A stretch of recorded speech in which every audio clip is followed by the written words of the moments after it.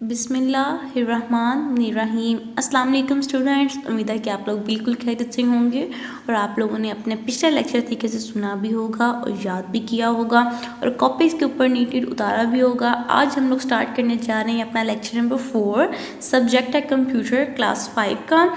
Topic हम पढ़ने जा रहे हैं आज computer hardware components. Computer hardware के कंपोनेंट्स डिस्कस करेंगे आज के टॉपिक में हम लोग। कंप्यूटर हार्डवेयर कंपोनेंट्स, अब हम पढ़ने जा रहे हैं इसके components. Computer hardware is further divided into सब कंपोनेंट्स। फर्स्ट है हमारे पास इनपुट डिवाइसेस, सेकंड है सिस्टम यूनिट, थर्ड है स्टोरेज डिवाइसेस, फोर्थ है इनपुट डिवाइसेस एंड फिफ्थ है कम्युनिकेशन डिवाइसेस। इसमें सबसे पहले हम लोग पढ़ने जा रहे हैं इनपुट डिवाइसेस के बारे में कि इनपुट डिवाइसेस क्या होती हैं। सिस्टम यूनिट हम लोग पिछले लेक्चर में पढ़ चुके हैं। आज हम लोग इनपुट डिवाइसेस के बारे में पढ़ेंगे कि हम लोग डाटा किस तरह एंटर कर सकते हैं और कौन कौन सी डिवाइसेस के साथ एंटर कर सकते हैं, वो डिटेल में देखें। Input devices, computer parts used to insert data into the computer are called input devices. Computer के वो वाले पार्ट्स जो हम लोग यूज़ करते हैं कंप्यूटर के अंदर डाटा को सेव करने के लिए, तो वो हमारे पास क्या कहलाती हैं, इनपुट डिवाइसेस। जिनके ज़रिए हम लोग कंप्यूटर के अंदर डाटा लिखते हैं, टाइप करते हैं, वो हमारे पास इनपुट डिवाइसेस कहलाती हैं। ठीक है, उसके अलावा कुछ एग्जांपल्स उन्होंने बताई हैं। Most frequently used input devices are keyboard, mouse, scanner, joystick, digital camera and electric pen etc। ये सारी डिवाइसेस जो बताई गई हैं इनको हम लोग डिटेल से देखते हैं। फर्स्ट जो डिवाइस हम पढ़ने जा रहे हैं वो है कीबोर्ड। अब कीबोर्ड क्या चीज़ है? Keyboard is most frequently used input device. बहुत ज़्यादा यूज़ होने वाला जो डिवाइस है वो है कीबोर्ड। उसमें 50 to 80% डाटा हम लोग अपने कंप्यूटर के अंदर कीबोर्ड के ज़रिए इनपुट करते हैं। Buttons placed on keyboard are called key. जो कंप्यूटर कीबोर्ड के अंदर जो बटन्स लगे होते हैं उन बटन्स को हम लोग कीज़ कहते हैं। ठीक है, पिक्चर भी बनी हुई है, आप पिक्चर में भी देख सकते हैं। Normally a keyboard has 101 to 104 keys. जो हम लोग स्टैंडर्ड कीबोर्ड यूज़ करते हैं उसके अंदर 101 से लेकर 104 तक कीज़ मौजूद होती हैं। साथ में ये पिक्चर भी बनी हुई है और साथ आप वो भी देखते जाएँ। फर्स्ट है हमारे पास further division of keyboard keys is under alphabetic keys, numeric keys, function keys, navigation keys, arrow keys। alphabetic ये वाली keys जो ABC वाली keys होती हैं उन्हें कहते हैं। न्यूमेरिक कीज़ कहते हैं जो 1 2 3 जो फर्स्ट लाइन होती है ना आपकी 1 2 3 4 5 6, ये आपकी न्यूमेरिक कीज़ होती हैं। फंक्शन कीज़ होती हैं F1 F2 F3 वाली। नेविगेशन कीज़ जो कंट्रोल प्लस टैब और ये सारी जो लिखी होती हैं ये सारी नेविगेशन कीज़ हैं आपकी। और एरो कीज़ ये वाली हैं जो आप लोग ऊपर नीचे डाउन लेफ्ट और राइट कर सकते हो, वो सारा कुछ आप एरो कीज़ के साथ कर सकते हो। ठीक है, ये आप लोगों की फर्स्ट इनपुट डिवाइस थी। अब हम लोग पढ़ते हैं सेकंड है mouse. Mouse is a pointing device. ये बेसिकली एक पॉइंटिंग डिवाइस है, इसको पॉइंटिंग डिवाइस कहा जाता है। It has 3 buttons, right mouse button, left mouse button and scroll button. ठीक है, ये आपके पास 3 माउस के बटन होते हैं।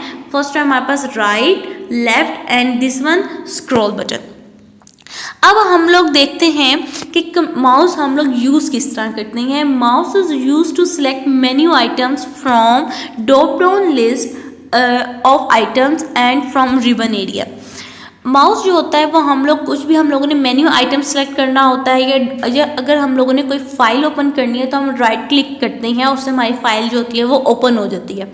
और जिसके बाद जो फाइल जो ओपन हो रही है राइट क्लिक करने के बाद जो हम लोगों को सब मेन्यू मिला है उसे कहते हैं ड्रॉप डाउन लिस्ट। ठीक है, तो ड्रॉप डाउन लिस्ट ओपन होती है माउस के ज़रिए, जिसके ज़रिए हम लोग कुछ भी जो आइटम जो हमने सिलेक्ट करना है वो हम लोग कॉन्टेक्स्ट मेन्यू के ज़रिए सिलेक्ट कर सकते हैं। It is use to select items of context menu.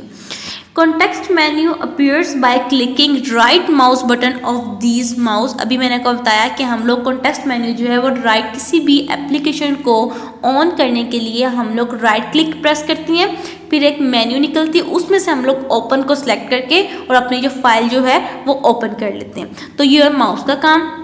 Next है हमारे पास जॉयस्टिक। अब जॉयस्टिक किस लिए यूज़ की जाती है? Joystick is use to play video games. It has long handle and 4 small arrow buttons used as directional switches. Joystick जो है वो हमारे पास प्ले वीडियो गेम्स के लिए यूज़ की जाती है, ठीक है। अगर कोई भी video game play station games होती हैं जो आप लोग खेलते हैं उन उसमें हम लोग जॉयस्टिक यूज़ करते हैं, ठीक है। और उसका ये पिक्चर में अगर आप देखें तो इसका लॉन्ग हैंडल होता है जिसके ज़रिए आप लोग उसको आगे पीछे डायरेक्शनल घुमा सकते हो। 4 डायरेक्शंस होती हैं, उन 4 डायरेक्शंस में इसको आप लोग घुमा सकते हो। Design of joystick is copied from control handle of airplanes. जो ये डिज़ाइन है जॉयस्टिक का डिज़ाइन, ये एरोप्लेन्स जो आप लोग देखते हैं उसमें लगा होता है। उसके गेयर जो आप लोग, अगर आप लोगों ने अपनी कार देखी हो और कार के अंदर भी गेयर का ऑप्शन होता है, उसको भी आप लोग 4 डायरेक्शन के अंदर घुमा सकते हैं। इसी तरह सेम जॉयस्टिक भी यही काम करती है। When joystick is moved in any of these directions, the button in that direction is activated. अगर आप किसी भी साइड में इसको घुमाओगे, इसको जितनी मर्जी मूव कर सकते हो, जब आप करते हो तो उसी डायरेक्शन में वो आपका जो बटन होता है वो एक्टिवेट हो जाता है automatically. It helps the cursor to chase stick direction. इस कर्सर को घुमाने के लिए भी यूज़ किया जाता है। Kids of present age use this device at home as well as commercial shops of video PlayStations. आजकल जो बच्चे हैं वो इस डिवाइस को प्ले स्टेशन घर में भी यूज़ कर सकते हैं और बाहर जो आप लोग शॉप्स देखते हो कमर्शियल शॉप्स वगैरह उनमें प्ले स्टेशन यहाँ पे मौजूद होते हैं, तो वहाँ पर भी ये डिवाइस बेसिकली यूज़। नेक्स्ट है हमारे पास track ball. Track ball is much similar is shape as compare to mouse. Track ball भी माउस की शेप की तरह ही होता है, अगर आप लोग इस पिक्चर में देख रहे हैं तो। The difference between these two devices is that track ball has its ball on top and is controlled by finger palm और थंब। अब जो ये वाली ट्रैक बॉल होता है इसके अंदर भी माउस की तरह कुछ ऑप्शंस होती हैं मौजूद। इसके अंदर इस तरह का कुछ बॉल सा बना होता है टॉप के ऊपर, और यहाँ पे भी एक, अगर आप लोग देखें स्क्रॉल बॉल, तो ये भी बना हुआ है। इसके ज़रिए आप लोग अपने माउस को या ट्रैक बॉल को घुमा सकते हो। अब जो ये वाला जो आपका बॉल होता है इसको आप फिंगर के ज़रिए भी घुमा सकते हो, पाम के ज़रिए भी घुमा सकते हो, थंब के ज़रिए भी घुमा सकते हो। It is also a pointing device. इसको भी पॉइंटिंग डिवाइस कहा जाता है और माउस को भी पॉइंटिंग डिवाइस कहा जाता है। ये दोनों MCQs में अगर आए तो आप लोग दोनों लिख सकते हैं। It's users control the cursor on the screen bye rolling it's ball with finger tip और रिस्ट। आप लोग फिंगर टिप और रिस्ट के साथ इसको कंट्रोल कर सकते हो, ठीक है। फिंगर टिप के जरिए भी कंट्रोल कर सकते हो अपने, और जो आपका ये वाला बॉल है जिसको आप लोग अपनी रिस्ट के साथ या थंब के साथ भी कंट्रोल कर सकते हैं। क्लियर? ये आपके पास था ट्रैक बॉल। नेक्स्ट आता है हमारे पास electric light pen. Electric light pen is a graphic based input device. ये भी एक ऐसी इनपुट डिवाइस है जो ग्राफिक्स पे बेस्ड करती है। अब ग्राफिक्स किसे कहती है? पिक्चर्स को, इमेजेस को। कि इस डिवाइस के ज़रिए हम लोग पिक्चर्स वगैरह या ग्राफिक्स वगैरह भी देख सकते हैं, ठीक है। It is attached with video display. इसके साथ एक ऐसी डिवाइस मौजूद होती है, एक पेन की तरह की एक लाइट होती है, बिल्कुल एक पेन की शेप की होती है। उसके छोटा सा कैमरा बना होता है और लाइट भी बनी होती है, ठीक है। कैमरा भी होता है और लाइट भी होती है। उस कैमरे के ज़रिए हम लोग जिधर भी हम लोगों ने लाइट को रखा हुआ है वहाँ पर उसको हम लोग यूज़ कर सकते हैं। ज़्यादातर जो यूज़ की जाती है ये मैचेस में यूज़ की जाती है, ठीक है। मैचेस में देखने के लिए कि कहाँ तक फील्डर का पाँव गया है या किस पोजीशन में उसने बैटिंग ली है, वो सारा कुछ देखने के लिए हम लोग लाइट पेन यूज़ करते हैं। It is attached with video display screen unlike other device attached with system unit. ये वाहिद ऐसी डिवाइस है जिसके साथ वीडियो डिस्प्ले मौजूद होता है। बाकी डिवाइसेस जो होती हैं उनका साथ वीडियो डिस्प्ले अलग से सिस्टम यूनिट होता है उसके साथ मौजूद होता है, ठीक है। We can see its application in cricket matches. अभी मैंने आपको बताया वो एग्जाम्पल लिखी हुई है। Where position of fielders is instructed to change from slips to boundaries और from short covers to deep position near boundary. के उसके पोजीशंस देखने के लिए कि फील्डर की पोजीशन क्या है, उसने स्लिप की है बाउंड्री से या नहीं की, कैच हुआ है या नहीं हुआ, किस एंगल में कैच हुआ है, वो सारा कुछ हम लोग इलेक्ट्रिक लाइट पेन के जरिए देख सकते हैं। नेक्स्ट है scanner. Scanner is an input device. It is used to capture images, photographs from outer world and save them in storage media of our computer.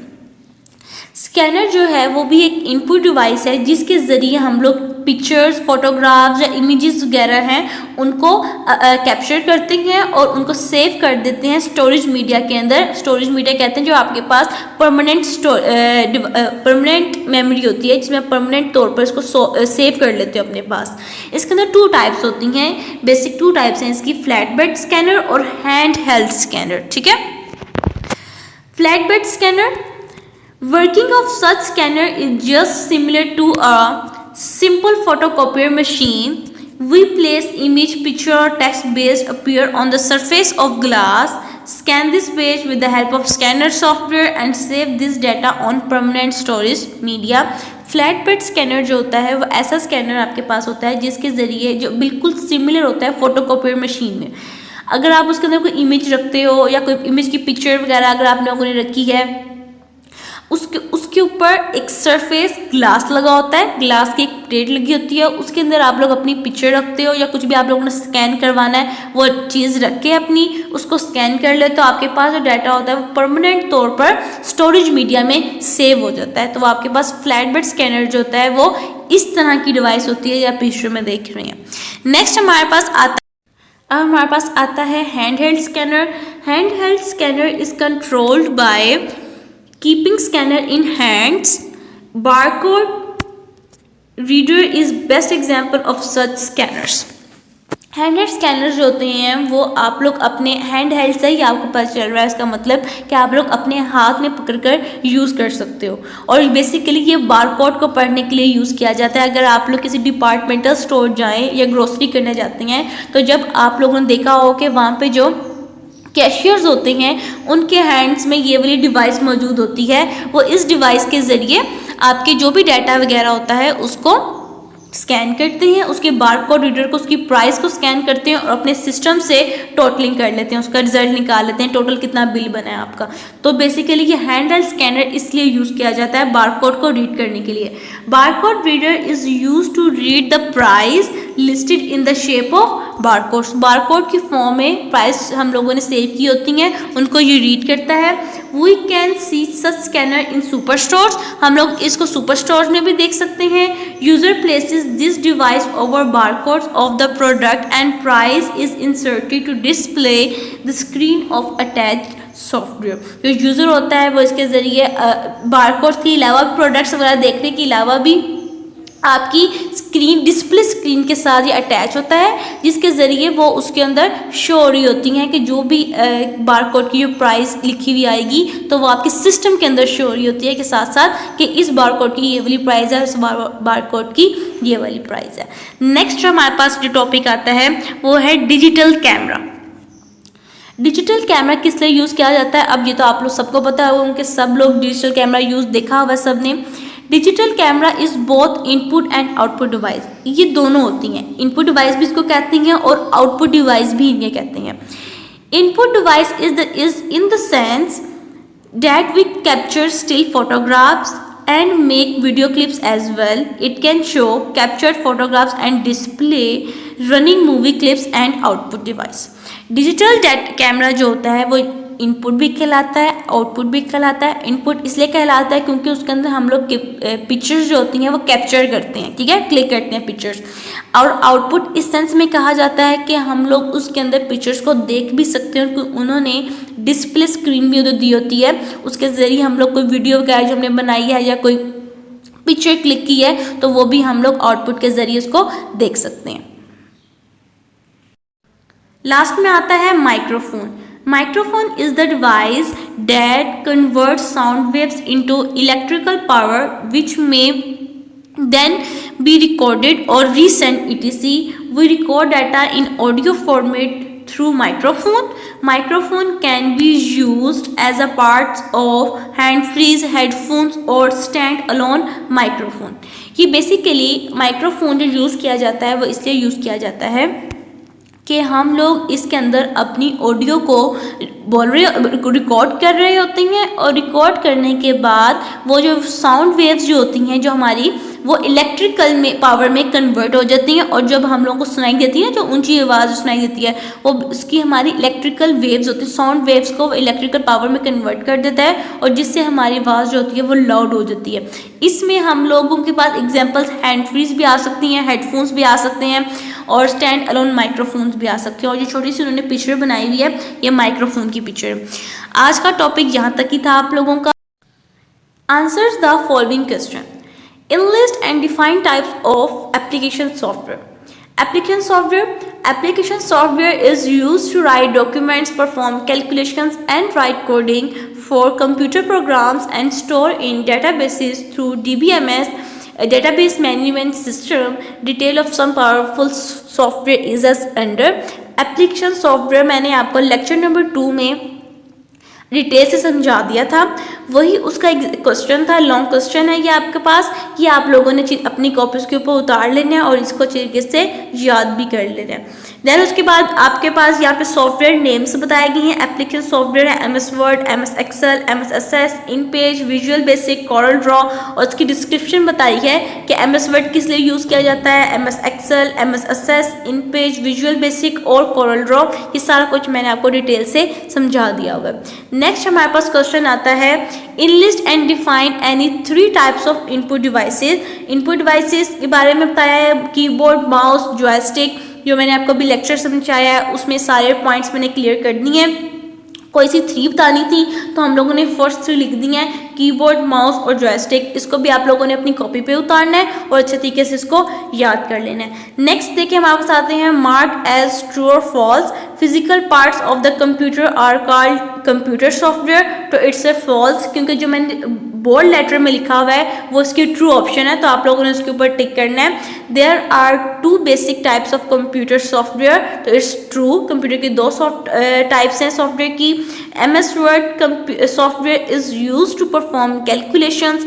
MS Word जो है वो calculation perform करने के लिए यूज़ किया जाता है, तो it's a false. MS Excel use किया जाता है कैलकुलेशन परफॉर्म करने के लिए। MS Access is a DBMS database management system, तो इट्स ए ट्रू।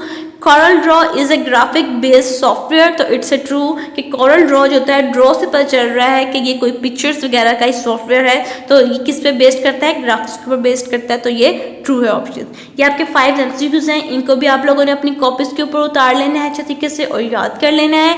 अब हम लोग मिलेंगे नेक्स्ट लेक्चर में, जब तक के लिए अल्लाह हाफिज़।